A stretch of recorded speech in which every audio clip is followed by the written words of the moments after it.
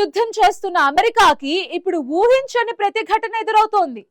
క్షేత్రస్థాయిలో ఇరాన్ ఇస్తున్న పోటీ ఒకెత్తైతే దౌత్యపరంగా సొంత మిత్ర దేశాలే అమెరికాకి షాక్ ఇస్తున్నాయి. ఇరాన్ పై దాడులకు వెళ్లే అమెరికా యుద్ధ విమానాలకు తమ గగనతలాన్ని మూసివేస్తున్నట్టు ఇటలీ సంచలన ప్రకటన చేసింది. ముఖ్యంగా సిసిలీలోని కీలక వైమానిక స్థావరాన్ని అమెరికా బాంబర్ విమానాలు వాడుకోవడానికి ఇటలీ ప్రభుత్వం నిరాకరించింది.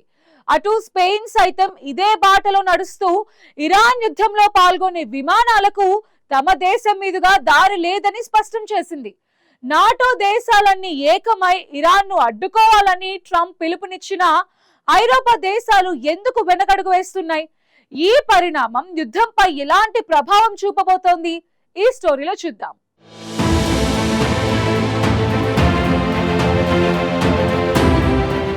పశ్చిమాసియాలో కొనసాగుతున్న యుద్ధం ఇప్పుడు ప్రపంచ రాజకీయాల్లో కొత్త సమీకరణాలకు దారితీస్తుంది. ముఖ్యంగా ఇరాన్పై అమెరికా చేపడుతున్న సైనిక చర్యలకు మిత్ర దేశాల నుంచే మిశ్రమ స్పందనలు వస్తున్నాయి.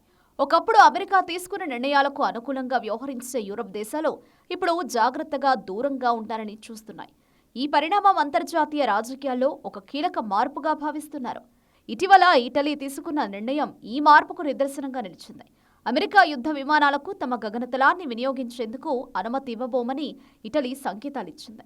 ముఖ్యంగా సిసిలీ ద్వీపంలో ఉన్న కీలక వైమానిక స్థావరాల్ని అమెరికా ఉపయోగించుకోవడానికి అనుమతి నిరాకరించినట్లు తెలుస్తోంది. పశ్చిమాసియాకు వెళ్లే ముందు అమెరికా బాంబర్ విమానాలు అక్కడ నిలవడానికి అనుమతి కోరగా ఇటలీ అభ్యర్థనను తిరస్కరించింది. సిసిలీలోని ఈ వైమానిక స్థావరం నుంచి పశ్చిమాసియాకు సులభంగా సైనిక చర్యలు చేపట్టవచ్చు. అందుకే అమెరికా దీనిని ఉపయోగించుకోవాలని భావించింది. కానీ ఇటలీ తీసుకునే నిర్ణయం యుద్ధంలో ప్రత్యక్షంగా భాగస్వామ్యం కావడానికి యూరప్ దేశాలు ఇష్టపడడం లేదనే సంకేతాలను ఇస్తోంది.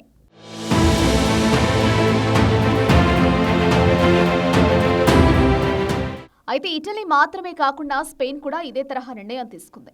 ఇరాన్పై దాడుల్లో పాల్గొనే విమానాలకు తమ గగనతలాన్ని అనుమతించబోమని స్పెయిన్ రక్షణ మంత్రి మార్గరెటా రోబెల్స్ స్పష్టం చేశారు.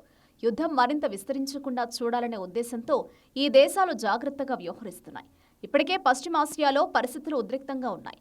ఒకవేళ యూరప్ దేశాలు ప్రత్యక్షంగా పాల్గొంటే ఈ యుద్ధం మరింత పెద్ద స్థాయికి చేరే అవకాశం ఉంది. అందుకే EU దేశాలు నేరుగా జోక్యం చేసుకోవడాన్ని నివారిస్తున్నాయి. ఇది ఒక విధంగా డిప్లొమాటిక్ బ్యాలెన్స్ పాటించే ప్రయత్నంగా కూడా చూడవచ్చని విశ్లేషకులు చెబుతున్నారు. ఇక మరోవైపు అమెరికా మాత్రం తన మిత్ర దేశాల నుంచి పూర్తి మద్దతు ఆశిస్తోంది. ముఖ్యంగా హర్ముజ్ జలసంధి విషయంలో నాటో దేశాలు కలిసి ముందుకు రావాలని అమెరికా పిలుపునిచ్చింది. ప్రపంచ చమురు రవాణాకు కీలకమైన ఈ మార్గం భద్రతపై అమెరికా ఆందోళన వ్యక్తం చేస్తోంది. అయితే ఈ అంశంలో కూడా యూరప్ దేశాలు పూర్తిగా ముందుకు రావడానికి ఆసక్తి చూపడం లేదు.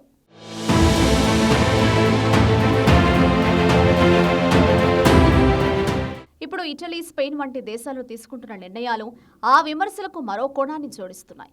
ఇక యూరప్ దేశాల ఆర్థిక పరిస్థితులు కూడా ఈ నిర్ణయాన్ని తీసుకోవడానికి కారణమవ్వచ్చంటున్నారు విశ్లేషకులు.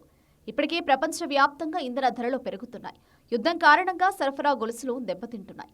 ఈ సమయంలో యుద్ధంలో పాల్గొంటే ఆర్థికంగా మరింత ఒత్తిడి పెరిగే అవకాశం ఉంది.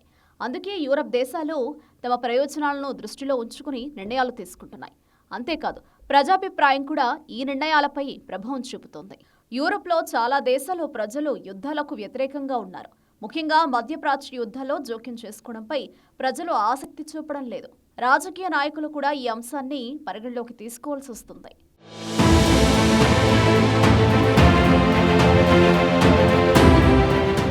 మిత్ర దేశాల గగనతలం మూతపడడం వల్ల అమెరికా సైన్యానికి లాజిస్టిక్స్ పరంగా ఇబ్బందులు ఎదురుకానున్నాయి. ఇటలీ, స్పెయిన్ దారివ్వకపోతే అమెరికా బాంబర్ విమానాలు ఆఫ్రికా లేదా ఇతర సుదీర్ఘ మార్గాల ద్వారా పశ్చిమాసియాకు చేరుకోవాల్సి ఉంటుంది. దీనివల్ల సమయం, ఇంధనం రెండూ వృధా అవుతాయి. మధ్యధర సముద్ర ప్రాంతంలో ఇటలీ బేస్ లేకపోవడం వల్ల అమెరికా క్షిపణి దాడుల వేగం తగ్గే అవకాశం ఉంది. మొత్తానికి ఇరాన్ అమెరికా యుద్ధం ఇప్పుడు అగ్రరాజ్యాన్ని ఒంటరిని చేస్తుంది. క్షేత్రస్థాయిలో పోరాడుతున్న అమెరికాకు గగనతలాన్ని మూసివేసి ఐరోపా దేశాలు ఊపిరాడకుండా చేస్తున్నాయి. ఈ దౌత్య ప్రతిష్టంభన పశ్చిమాసియా యుద్ధ గమనాన్ని ఎలా మారుస్తుందో, ట్రంప్ దీనికి ఎలా ప్రతిస్పందిస్తారో వేచి చూడాలి.